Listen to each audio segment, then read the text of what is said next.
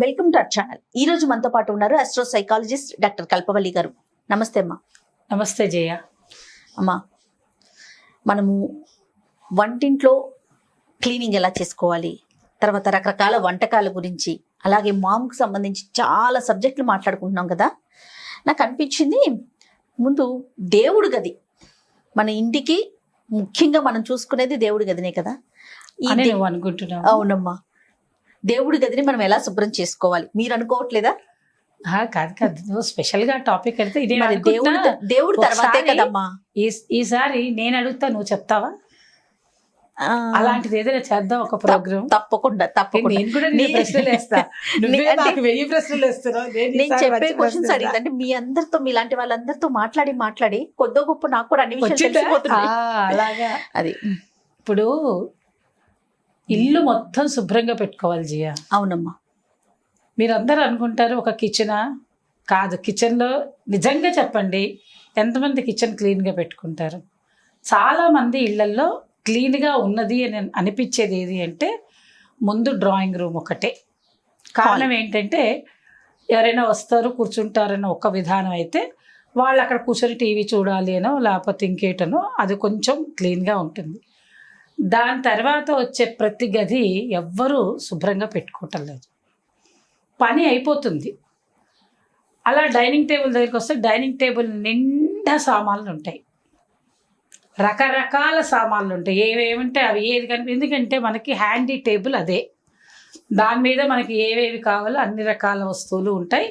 వాటిని అటు పక్కకు జరుపుకోవడం, ఇక్కడ పెట్టుకోవడం, తినడం, ఆఫీస్కి వెళ్ళిపోవడం. నాకేమనిపిస్తుంది అంటేనమ్మా, ఇప్పుడు టేబుల్ ఉంది కాబట్టి ఇవన్నీ అసలు ఒక టేబుల్ అక్కడికి వచ్చిందంటే అన్ని పెట్టేస్తామా? టేబుల్ లేకపోతే అసలు ఈ వస్తువులన్నీ ఎక్కడ పెడతాం మనం అనిపిస్తుంది. కానీ ఒక టేబుల్ ఉందంటే మొత్తం ఫిల్ అయిపోతుంది. ఎవరి ఇంటైనా చూడమ్మా, డైనింగ్ టేబుల్ ఏంటంటే ఇంటికి మధ్యలో మనకు హ్యాండీగా ఉండే టేబుల్ అది. ఏది వచ్చినా తీసుకొని గబుక్కుంది అనేది పెట్టే అలవాటు. నేను పెట్టద్దని అనను, కానీ డైనింగ్ టేబుల్ ఎప్పుడు క్లీన్గా ఉండాలి. భోజనానికి ముందు మనం డైనింగ్ టేబుల్ ఎలా అయితే క్లీన్ చేసుకుంటామో అదే రకంగా భోజనం అయిన తర్వాత కూడా అన్ని క్లీన్ చేసేసి ఎప్పుడు కూడా రెడీ టు ఈట్ అనేటట్టే ఉండాలి. అలా ఉన్న ఇంట్లో లక్ష్మీదేవి నిలబడుతుంది. డైనింగ్ టేబుల్ నిండా మందులు, చాలామంది ఇళ్లలో చూస్తాం, మందులు, పెయింట్ బ్రష్లు, పెయింట్ చేసుకునే వాళ్ళు, పిల్లల పెన్సిళ్ళు, ఇంకా దాని మీద రకరకాల వస్తువులు. చంటి పిల్లలు ఉంటే వాళ్ళ వాటర్ బాటిల్స్, ఫీడింగ్ బాటిల్స్, ఏం పెడతారో వాళ్ళకే తెలియదు. కారణం ఏంటి అని అంటే, అమ్మ ఆఫీస్కి వెళ్ళిపోతుంది, నాన్న ఆఫీస్కి వెళ్ళిపోతాడు, ఎప్పుడు సరదాలు అవన్నీ టైం అయిపోతుంటుంది. కొంచెం తినడానికి జాగా ఉంటే చాలని పక్కకు జరిపేసి అక్కడ తినేసి వదిలేసుకుని వెళ్ళే వాళ్ళు 170 మంది దాకా ఉంటారు. అందరినీ మనం చెప్పాము. అయితే నేను ఎందుకు శుభ్రము అనే మాటకి చెప్తున్నాను. ఎందుకు ఇల్లు శుభ్రంగా పెట్టుకోవాలంటే, లక్ష్మీదేవి తాండవించాలంటే ఇల్లు మొత్తం శుభ్రంగా ఉండాలి. సరే, వీటిల్లో భాగంగా మనము కిచెన్ అయితే ఎప్పుడు కూడా కిచెన్లో జ్యేష్ఠాదేవి రెడీగా ఉంటుందట, నేను వచ్చి వీళ్ళ ఇంట్లో ఉందాము అనేసి. జ్యేష్ఠాదేవి ఉండే ప్లేస్లు ఏమిటి? చీపురు కట్టలు, చాటలు, సింకులు, ఇవన్నీ కూడా ఆవిడ ప్రదేశాలు. ఇవన్నీ స్టవ్ కింద, స్టవ్ మీద పొంగు, అందరి ఇళ్ళల్లో స్టవ్ మీద పాలు పొంగుతూ ఉంటాయి, ఎప్పుడు అన్నం పొంగుతూ ఉంటుంది, పప్పు చేస్తే పప్పు ఆ కుక్కర్లో నుంచి కింద ఉంటుంది, అవన్నీ అలాగే ఉంటాయి. వంట అవుతుందండి, వంట అవుతుంది, భోజనం చేస్తాం, ఆఫీస్కి పోతాం, బయటికి సినిమాకి వెళ్తాం, షికార్కి వెళ్తాం. అవి ఆ పని వరకు అన్నీ అవుతాయి, కానీ ఆ మిగతా పని అవ్వదు. దానివల్ల ఏమవుతుంది? సరే, నేను లక్ష్మీదేవి వస్తుందంటే నడుచుకుంటూ వస్తుందా, ఇలాంటి క్వశ్చన్లు అడుగుతారు. నేను దీనికంటల్లా, లక్ష్మీదేవి అంటే డబ్బులు ఒకటే కాదు, ఆరోగ్యం కూడా లక్ష్మీదేవే. ఐశ్వర్యము అంటే అన్నీ వస్తాయి అందులోనే. మీకు వచ్చే అనారోగ్యాలన్నీ దానిలో నుంచే వస్తాయి, బ్యాక్టీరియా ఫామ్ అయిపోతుంది. ఇలాగ మనం ఈ కిచెన్ ఇవన్నీ మాట్లాడు. వీటన్నిటికంటే ముఖ్యంగా కొంతమంది ఇళ్లలో అయితే పూజా మందిరం వేరే ఉంటుంది. కొంతమంది ఇళ్లలో అయితే ఏం చేస్తారంటే కిచెన్లోనే ఒక షెల్ఫ్ లో పెట్టుకుంటారు.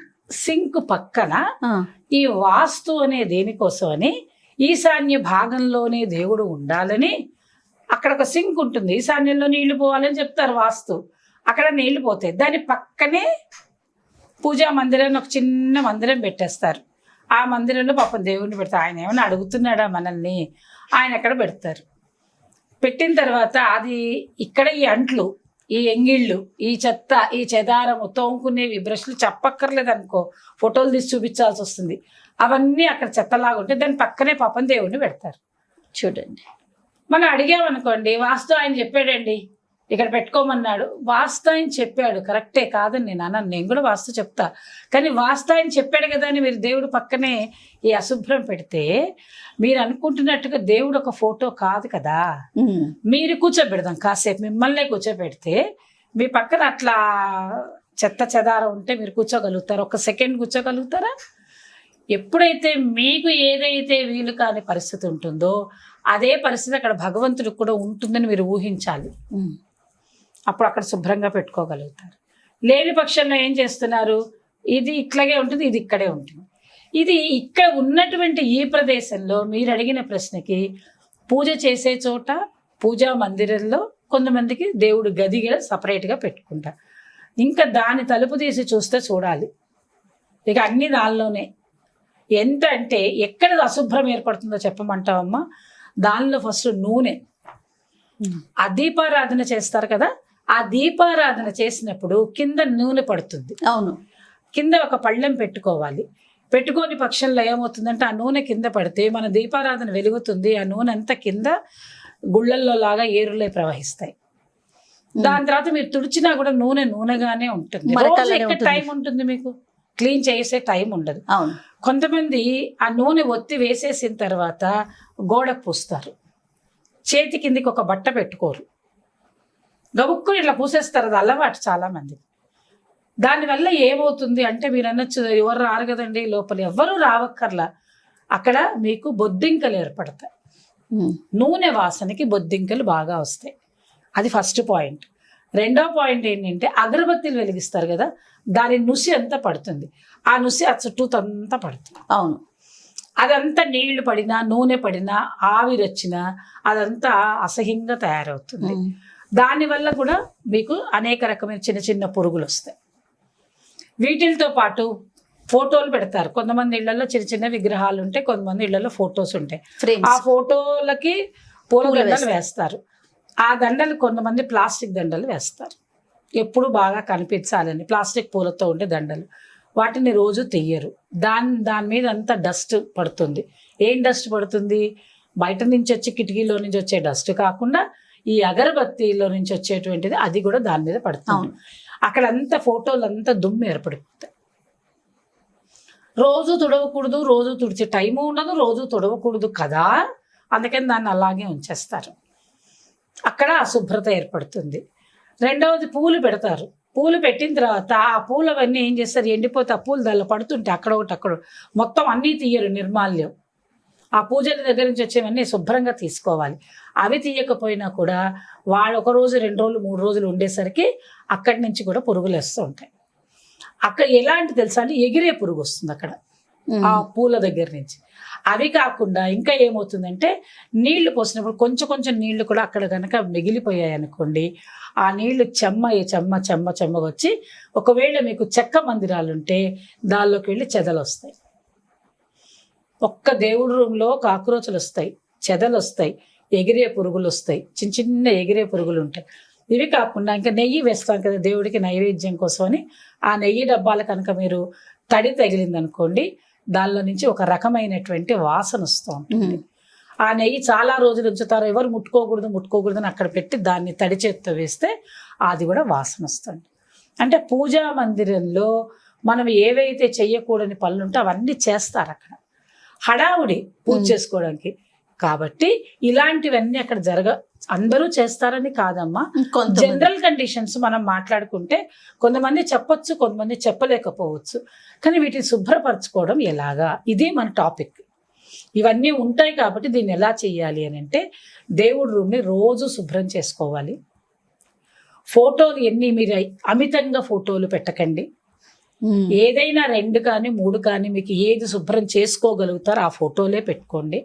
ఒకవేళ మీరు పూలమాలలు తెచ్చే శక్తి మీకు ఉంటే పువ్వులు తీసుకొచ్చి మాల కట్టి వేయండి, లేదా మాల కొనుక్కొచ్చి వేయండి. ప్లాస్టిక్ పూలు దేవుడి రూమ్లోకి తేవద్దు.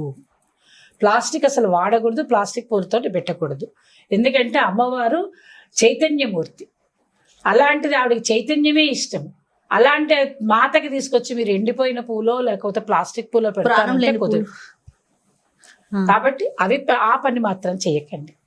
ఇంకా ఏం చేయకూడదు అని అంటే పూలు కట్టి పెట్టండి, లేదంటే పువ్వులు తీసుకొచ్చి ఒక్కొక్క పువ్వే పెట్టండి. చాలా మంది చేసే తప్పేమిటి అని అంటే ఇళ్లల్లో చెట్లు పెంచుకోండి, రోజు 2 పువ్వులు పూసిన చాలు, ఆ పువ్వు తెచ్చి దేవుడికి పెట్టండి.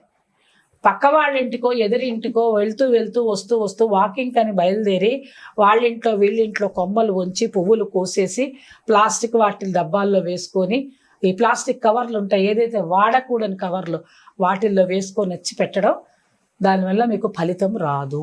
అవునమ్మా.